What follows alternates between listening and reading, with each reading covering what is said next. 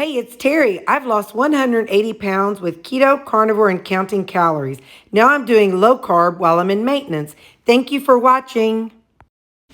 Hey, Leah, are you wearing your twins hat? Are we twins tonight? I flipped mine this side out. I don't know. I just flipped it inside out today. I want to have gold. I want to have a gold crown on my head. All right, well, let's get our food ready. So I went through, and this is my turkey sausage. And I went through and I put each one in individual Ziploc bags. And then I've got them inside this one big bag. So this way, it's just easier. I can pull them out. And just like I just did. And that'll be that. So I'll set those over here. So that's going to be part of my breakfast tomorrow. I'm going to do yogurt and cottage cheese again. So let's pull out our fork. Because I'd rather run out of a fork than run out of my big girl spoon. So, all right, so we put this on here. I'll do this first. All right, so it's 113 grams. Now, listen, you guys, there is lower carb cottage cheese out there. In fact, I used to use the Good Culture cottage cheese. That one is at our Schnucks. But I don't want to go to two places. I am just not that person. Some of y'all go to 10 different stores on payday. Not your girl here. No sirree, Bob. I'm going to one place. I'm a one-stop wonder. I ain't got that kind of time. Well, I do. I just don't want to. I'd rather be home with my puppy dogs than out shopping in multiple stores. Because it's just who I am. I'm lazy like that. So anyway, but this one, that's a real good low carb one. I was eating that one along with the Good Culture cottage cheese. And I ate this along with some type of, sorry, an alarm went off. I used to take this the whole time when I was losing on my weight loss journey. I always had yogurt, cottage cheese, and I had oh my god, I usually had the Applegate sausage links. But I'm here to tell you, if you can tolerate these turkey ones, great value, way cheaper, man, way cheaper. So I have that for breakfast. And I'm taking some avocado. This is the frozen avocado in this little container. I'm going to add in some of my guacamole and more. Also, you know what's good in here is everything bagel seasoning. But you know, you can put everything bagel seasoning on a pile of poop and it's going to taste good. So there's our breakfast. Now, apple's going to be with lunch. That's my salad makings. Let's see what we got here, because you know I just grab a stack and go. It looks like chili. I seem to recall that I made a smaller batch of chili. No, that ain't chili. Because that's bigger.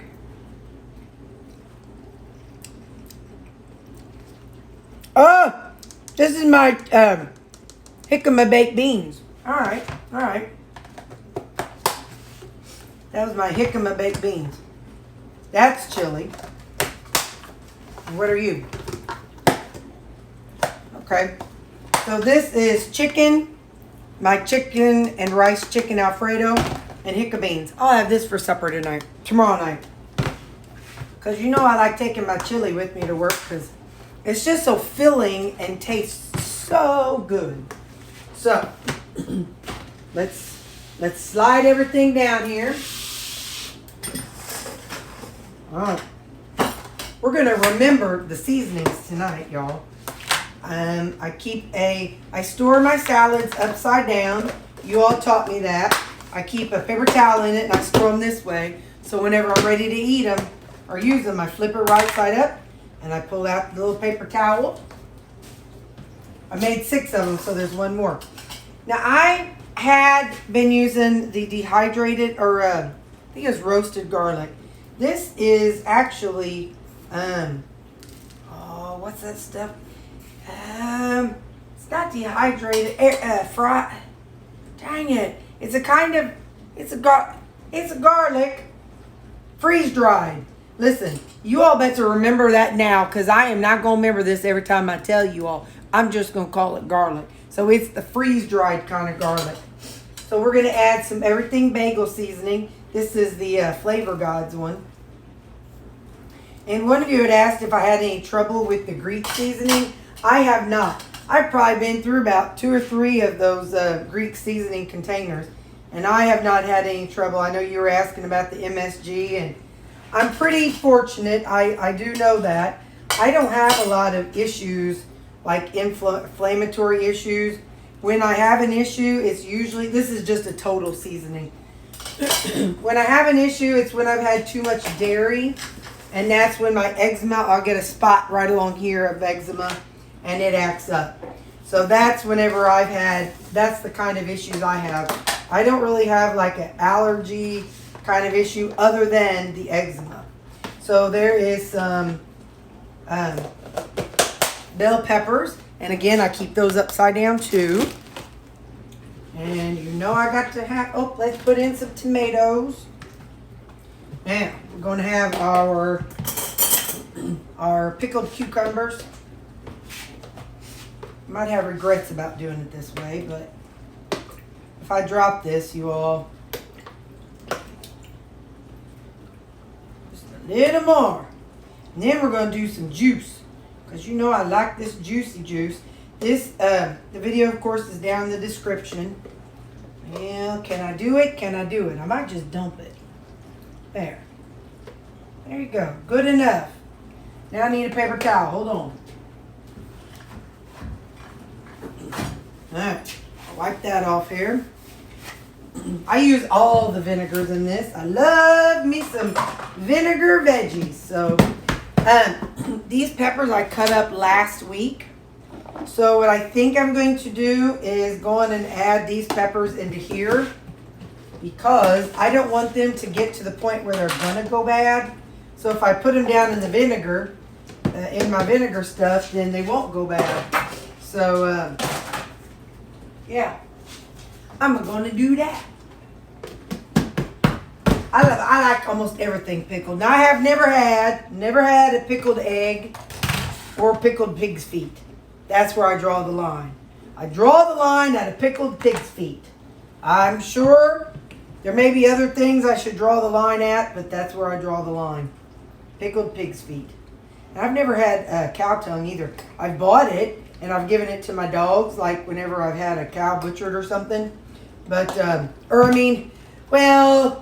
like if I have I bought a quarter of a cow, and then there were a few times that I've had people who were having a cow done and they let me have their tongue. That sounds funny. They let me have their tongue. They let me have their cow tongue. All right, so lunch is going to be our salad and our hickabane chili and an apple. And then breakfast is going to be my yogurt, cottage cheese, turkey sausage, and avocado. I'm going to put that in the refrigerator. Now listen, I got done kind of fast. Let's talk a minute. Let's talk about maintenance. We talked a little bit yesterday, maybe this morning. I don't remember. But anyway, so maintenance. Somebody had asked me, or said that maintenance was the part they had a hard time with, because they were just going too fast and couldn't get it. There's a lot to adding food back, and so I can't say one thing is harder than the other. I can't say weight loss is harder than maintenance or maintenance is harder. It's kind of all the same. You're fine tuning all of it. So just because I reached my goal weight, I'm still trying to figure it out. Y'all see that every single day. But anyway, so when I reached my goal, and what I thought my goal should be was 168. When I reached it, I said, all right. So I was following, look, I'm trying to fix my hat here, make it look a little bit like yeah. So So anyway, I asked Kim Howerton how she suggested somebody who goes on maintenance, what she suggests they do. And for those of you who've been following me a long time, I was eating 93% ground beef. I can't hear myself talk. I was eating 93% ground beef, and my calories were around 1,400 when I reached goal. So she said the best way to start adding calories in is by adding in some fat. So what I did was I went from 93% to 80%. And so I increased my calories from 1,400 to 1,600. And I did that, and you all know I meal prep, and I meal prep a long time. Listen, I didn't eat the things that I eat now. I would never have made the Hicka bean chili. I didn't make any chicken Alfredo stuff. I was just eating mostly ground beef and adding some sauces to it. I did not, because of you guys, you are like, well, what is this? Or try this, or, get creative. So it's because of you guys through maintenance that I've kind of done some new things. But I would not suggest doing all the big exciting things. But so I was at 93% ground beef. Then I went to 80% ground beef. And then, and I did that for a couple weeks, and I went from 1,400 to 1,600 for about 2-3 weeks, and just kind of gauged it. Okay, is the scale going up? Is it going down? Is it staying the same? What is the scale doing? And so I did that for a little while, and the scale still moved down a little bit. And so then I was like, all right, well, let's go to 1,800 calories. And so, I did 1,800 calories by again, increasing to 80% and, increasing the amount of 80%. So then I did that, and it still went down a little bit, and my lowest was 158. And then I thought, all right, well, let's switch over to 73%, whatever the 70 something or another percent is. I said, let's switch over to that. So, cause that's the one I can get the big old 10-pound jobber with. And so I was using, that's what I bought. So again, like Kim Howerton said, adding more fat back into my diet she said was the best way to start adding calories.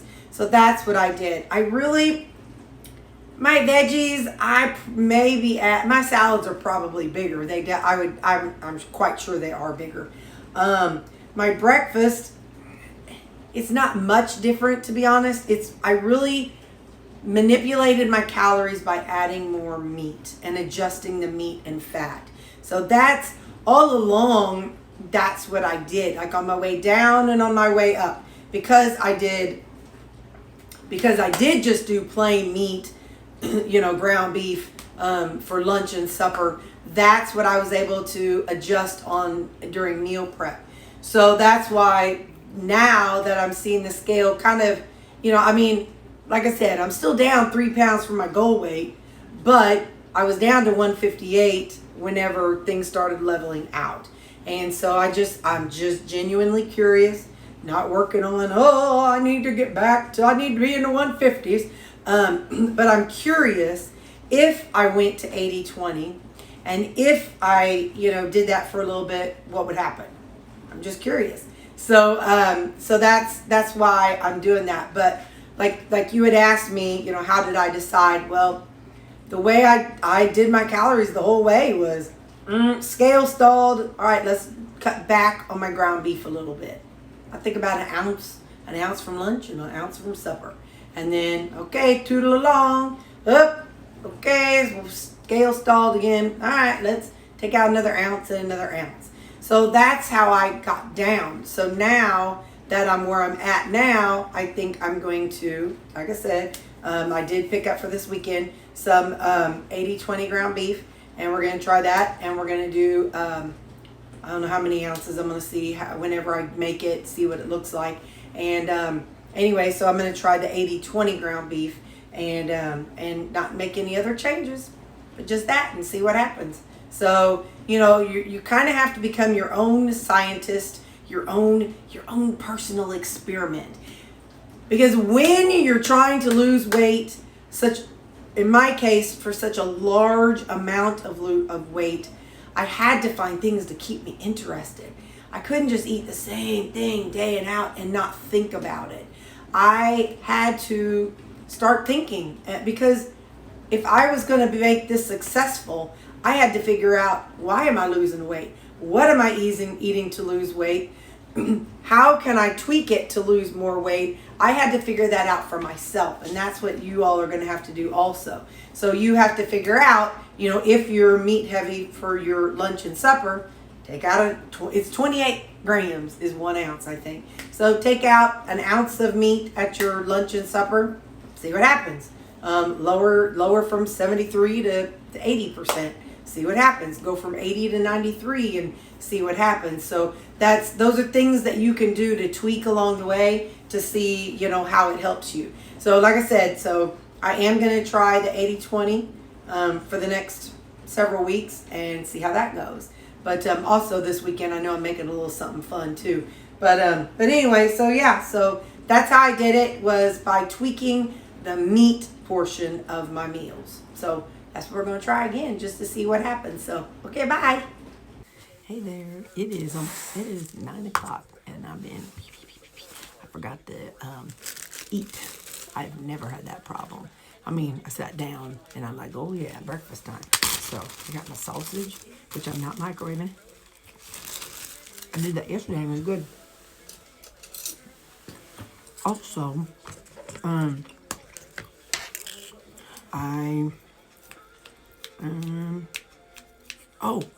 lunchbox leaked. Go ahead and say it. I bet if you use glass, Terri, you wouldn't have that problem. But my salad don't go in the microwave, so I wouldn't have thought to use glass for it. Anyway, so yeah, my salad is leaking, but I put a couple paper towels under it, and at lunchtime I'll clean it out and wash everything. But in the meantime, I'm just sitting down on the floor. But I'm gonna move it to I'm gonna set it on. I have one of those plastic things, that your chair can roll around on for carpet. So anyway, so I've been wondering why my lunchbox smelled so strong of like food. So, I mean like food, like real food. But it wasn't, it was the vinegar and the dressing. So, anyway, alright, well, breakfast. I'll see you at lunch. Bye.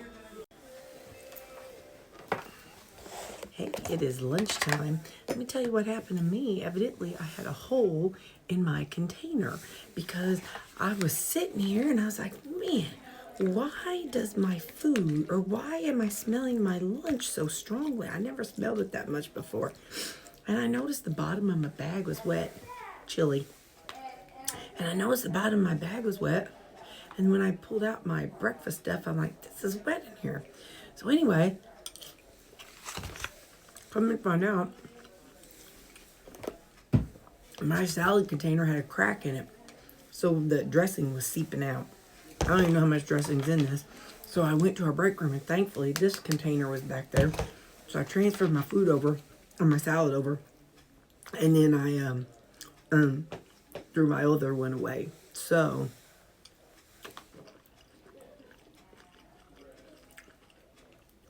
I think I already told y'all about that. I don't know. If I did, I'm telling you again. So anyway, yeah. So I'm gonna have my chili. I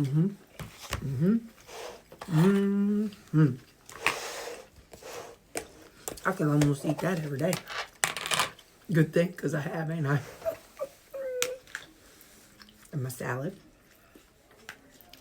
The cabbage is on the top because I had to dump it into this container.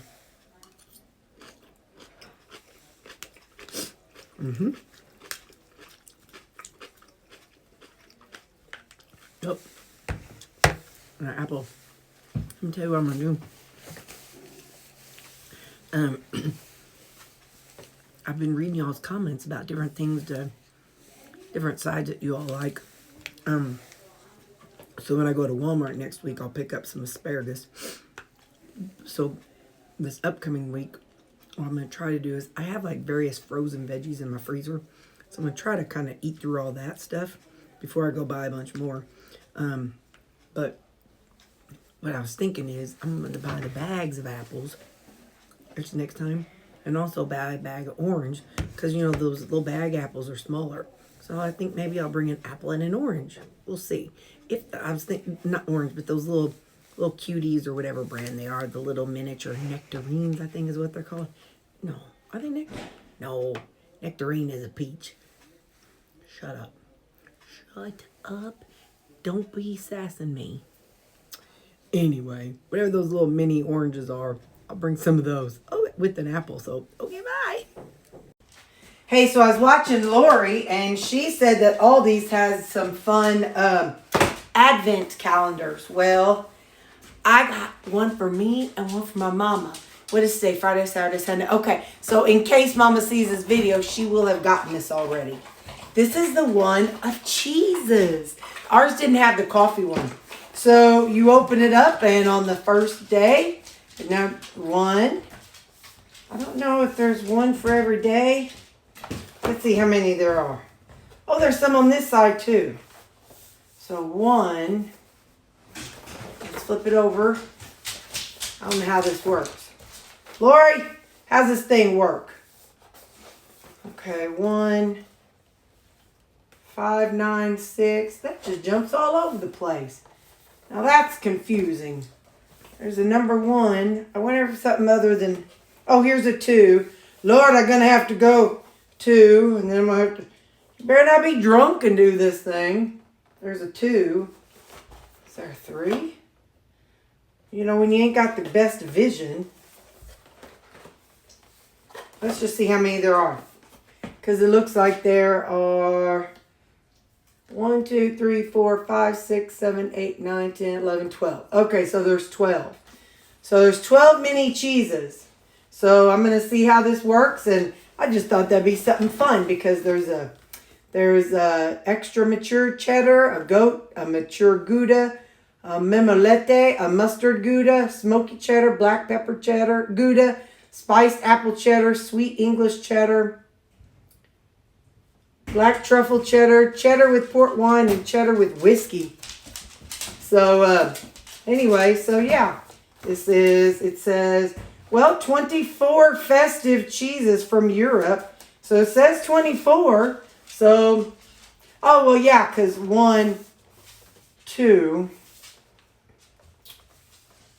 Oh, I thought that was 8. There's a 3. Unless that was an 8.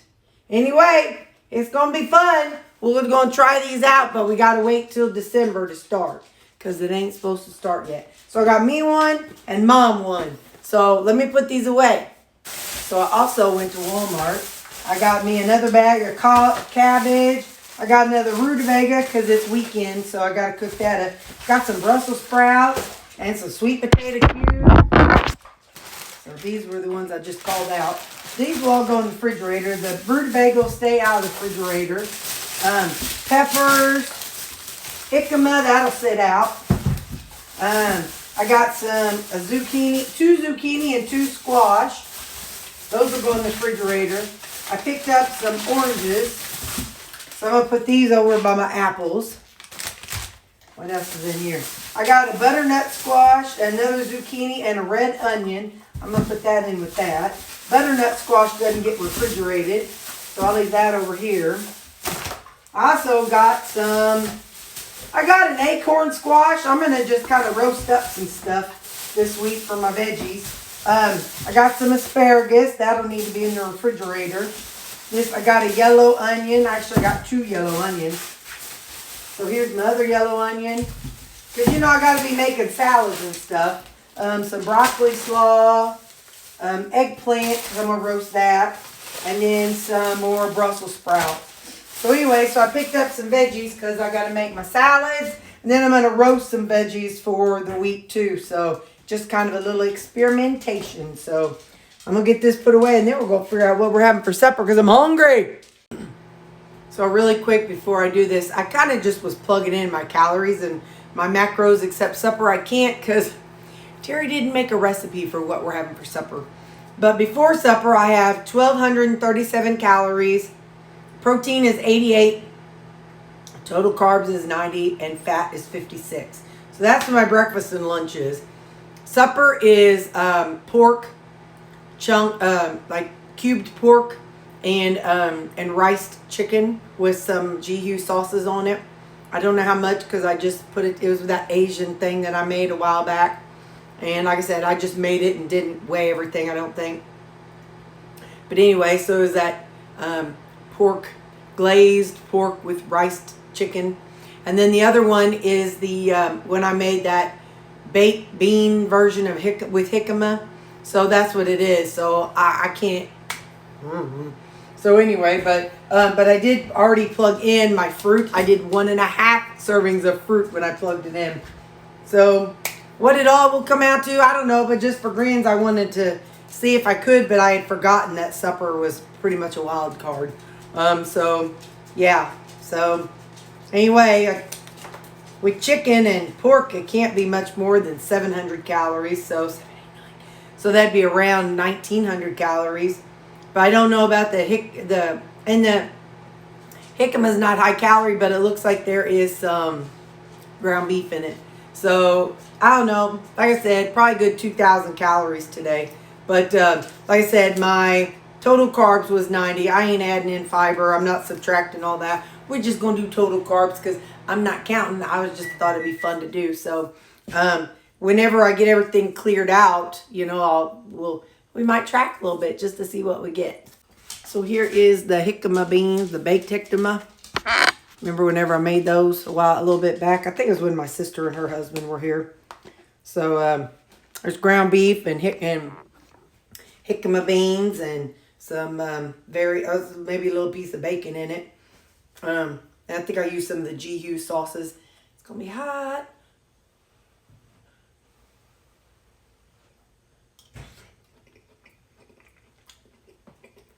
It's hot. But that's good, man. That's good stuff. You should really try to make baked beans with jicama. And then, like I said, this is that Asian fried rice chicken. I don't know. Chicken fried rice. Anyway, whatever it is, the rice chicken with the pork.